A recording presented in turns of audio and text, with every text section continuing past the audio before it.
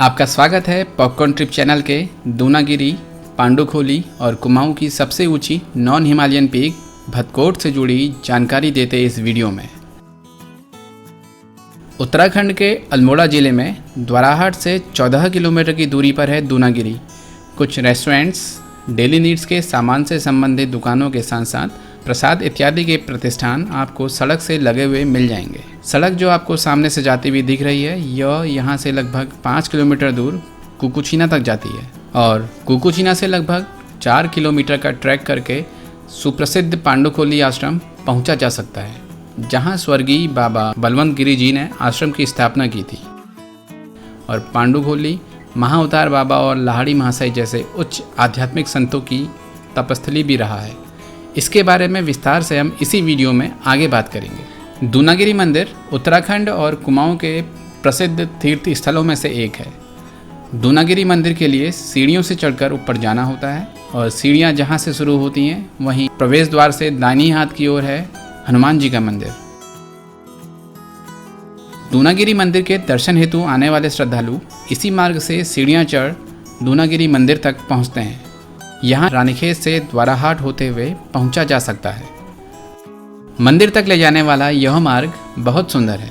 पक्की सीढ़ियाँ, छोटे छोटे स्टेप्स जिसमें लगभग हर उम्र के लोग चल सकें, रास्ते के दोनों ओर दीवार जिससे वन्य प्राणी और मनुष्य एक दूसरे की सीमा को ना लांघ सकें। मंदिर तक पहुंचने के लिए करीब 365 सीढ़ियाँ चढ़नी होती हैं। पूरा मार्ग टिन की छत से ढका हुआ है, जिससे श्रद्धालुओं का धूप और बारिश से बचाव होता है। मार्ग में कुछ दूरी पर आराम करने के लिए बेंचेस लगी हुई हैं। पूरे मार्ग में हजारों घंटे लगे हुए हैं, जो दिखने में लगभग एक जैसे हैं। मां दूनागिरी के मंदिर तक पहुंचने के लिए लगभग 800 मीटर की दूरी पैदल चलकर तय करनी होती है। लगभग 2/3 रास्ता तय करने के बाद यह है भंडारा स्थल, जहां दूनागिरी मंदिर ट्रस्ट द्वारा प्रतिदिन सुबह 9 बजे से लेकर दोपहर 3 बजे तक भंडारे का आयोजन किया जाता है, जिसमें यहां आने वाले श्रद्धालु प्रसाद ग्रहण करते हैं।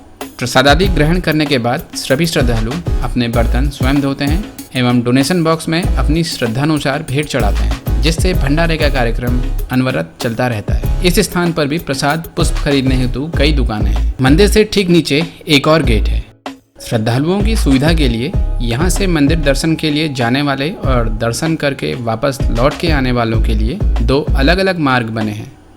बाईं ओर लगभग 50 फीट ऊंचा झूला, जिसे पार्वती झूला के नाम से जाना जाता है। दूनागिरी मंदिर के रखरखाव का कार्य आदि शक्तिमान दूनागिरी मंदिर ट्रस्ट द्वारा किया जाता है। मंदिर में दर्शन करने के लिए समय निर्धारित है, जो आप स्क्रीन में देख सकते हैं। देवी के मंदिर से पहले भगवान हनुमान जी, श्री गणेश जी व भैरव जी के मंदिर हैं। मुख्य मंदिर के निकट और मंदिर से पहले बाईं ओर है गोलू देवता का मंदिर।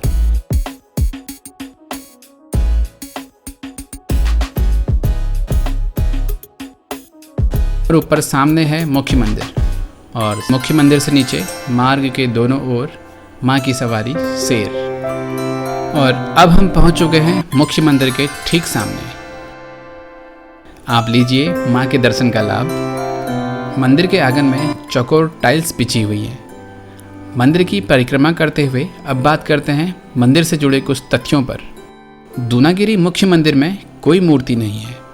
प्राकृतिक रूप से निर्मित सिद्ध पिंडियाँ माता भगवती के रूप में पूजी जाती हैं। दूनागिरी मंदिर में अखंड ज्योति का जलना इस मंदिर की एक विशेषता है।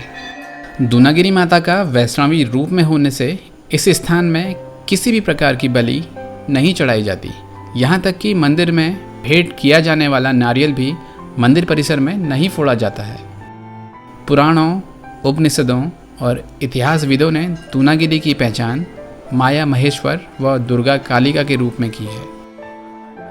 द्वाराहाट में स्थापित इस मंदिर में वैसे तो पूरे वर्ष भर भक्तों की कतार लगी रहती है, मगर नवरात्र में यहाँ माँ दुर्गा के भक्त दूर दराज से बड़ी संख्या में आशीर्वाद लेने यहाँ आते हैं।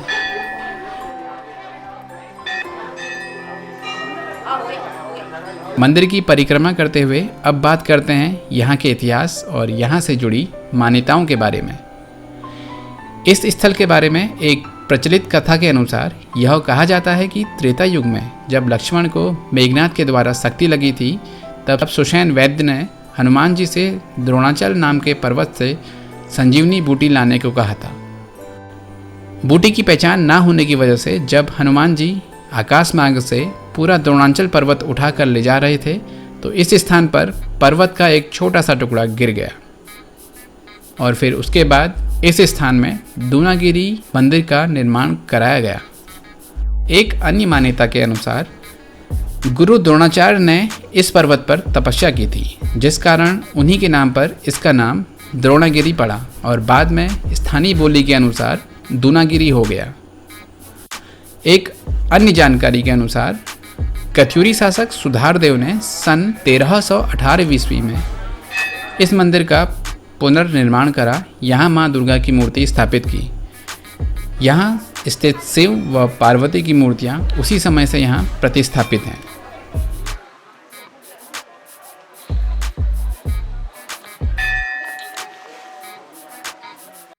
दूनागिरी माता का भव्य मंदिर बांज, देवदार, अकेशिया और सुरई समेत विभिन्न प्रजाति के पेड़ों के झुरमुटों के मध्य स्थित है। यहाँ का वातावरण देख मन को असीम शांति की अनुभूति होती है। इस क्षेत्र में विभिन्न प्रकार की जीवनदायिनी जड़ी बूटियां भी मिलती हैं।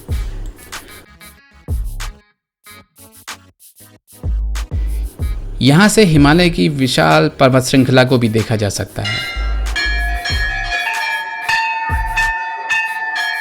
दूनागिरी मंदिर के बारे में यह भी मान्यता है कि यहाँ जो भी महिला अखंड दीपक जलाकर संतान प्राप्ति के लिए पूजा करती है, उसे देवी वैष्णवी संतान का सुख प्रदान करती है।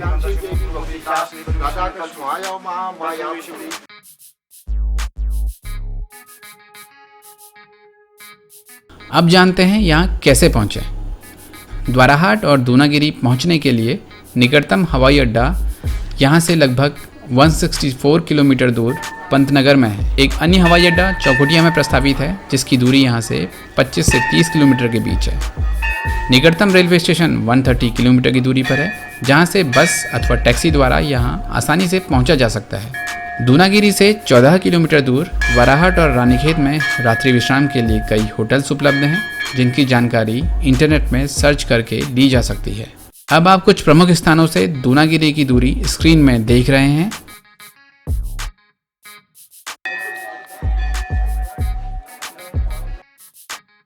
और ये यहाँ से निकटतम रेलवे स्टेशन काठगोदाम से यहाँ पहुँचने के लिए रूट चार्ट।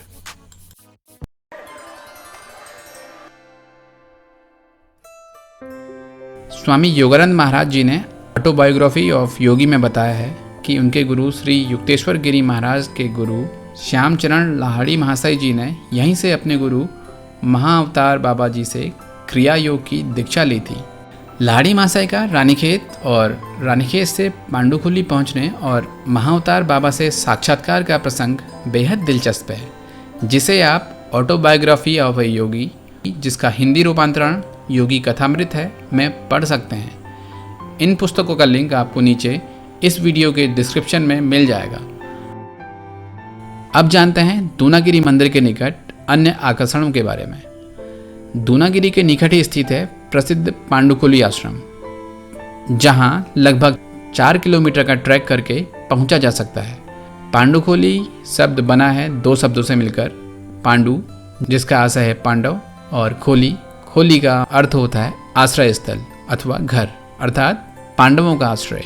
पांडुखुली जाने का रमणीय मार्ग बांज, बुरांस आदि के वृक्षों से घिरा है। कहते हैं पांडवों ने अज्ञातवास के दौरान अपना कुछ समय यहाँ व्यतीत किया था। यही नहीं, पांडवों की तलाश में कौरव सेना भी यहाँ पहुंची, लेकिन जिस स्थान तक वो पहुंची थी उस स्थान का नाम कौरवछिना पड़ा, जिसे अब कुकुछिना के नाम से जाना जाता है। पांडुखुली आश्रम से ही लगा हुआ है सुंदर बुग्यालनुमा घास का मैदान, जहाँ आकर हृदय अतिरेक आनंद से भर जाता है। इसे भीम गद्दा के नाम से भी जाना जाता है। यहाँ मैदान पर पैर मारने पर खोखले बर्तन की भांति ध्वनि और वाइब्रेशन महसूस किया जा सकता है। आश्रम के प्रवेश द्वार से प्रवेश करते ही मन शांति और आध्यात्मिक वातावरण से प्रफुल्लित हो उठता है। आश्रम में रात्रि विश्राम के लिए आपको आश्रम के नियम आदि का पालन करना होता है। किसी भी प्रकार के नशे आदि का यहाँ कड़ा प्रतिबंध है। प्रत्येक दिसंबर माह में बाबा जी की पुण्यतिथि पर यहाँ विशाल भंडारे का आयोजन किया जाता है। इस स्थान से आसपास की जगहों के अनेक लुभावने दृश्य देखे जा सकते हैं। यहीं से कुमाऊं की सबसे ऊंची नॉन हिमालयन पीक भरतकोट, जिसकी समुद्र तल से ऊंचाई लगभग 10,000 फीट है, स्थित है। ऐसा माना जाता है कि त्रेता युग में श्री राम के वनवास के समय श्री राम के अनुज भरत ने भी इसी क्षेत्र में तपस्या की थी। रामायण के युद्ध के समय जब लक्ष्मण मेघनाथ की शक्ति की प्रहार से मूर्छित हो गए थे, तब हनुमान जी उनकी प्राणों की रक्षा के लिए संजीवनी बूटी लेने हिमालय पर्वत गए। जब वे वापस लौट रहे थे तो भरत को लगा कि कोई राक्षस आक्रमण के लिए आकाश मार्ग से जा रहा है। उन्होंने यह अनुमान लगाकर हनुमान जी पर बाण चला दिया। महावीर हनुमान मूर्छित होकर भूमि पर गिर पड़े। मूर्छित अवस्था में भी वे राम नाम का स्मरण कर रहे थे। उन्होंने एक राम भक्त पर बाण चला दिया है। यह देखकर भरत जी को बहुत ग्लानि हुई। भरत ने हनुमान जी से क्षमा याचना की और उनसे पूरा वृतांत सुना।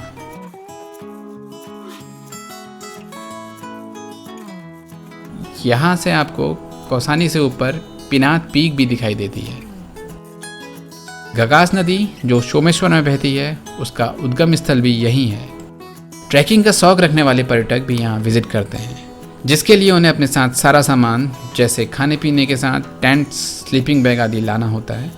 जरूरी सामान की लिस्ट और तैयारियों की जानकारी देते वीडियो का लिंक आपको स्क्रीन के ऊपरी हिस्से और नीचे डिस्क्रिप्शन में मिल जाएगा। अगर आपको ये ट्रैक करना हो तो यह आवश्यक है कि आप कोई स्थानीय गाइड या फिर ऐसे व्यक्ति के साथ जाएं जिसे ट्रैकिंग रूट की अच्छे से जानकारी हो। संतों को आम मनुष्यों की आवाजाही से दूर शांत जगह ध्यान और समाधि के लिए पसंद होती है। इस क्षेत्र की पहाड़ियों में अनेकों अनदेखी गुफाएं हैं। आज का सफर यहीं तक। ऐसे ही रोचक और इन्फॉर्मेटिव वीडियोस देखने के लिए पॉपकॉर्न ट्रिप चैनल सब्सक्राइब करने के साथ साथ तुरंत नोटिफिकेशन पाने के लिए बेल आइकन में क्लिक भी कर लें। फिर आपसे मुलाकात होगी। धन्यवाद।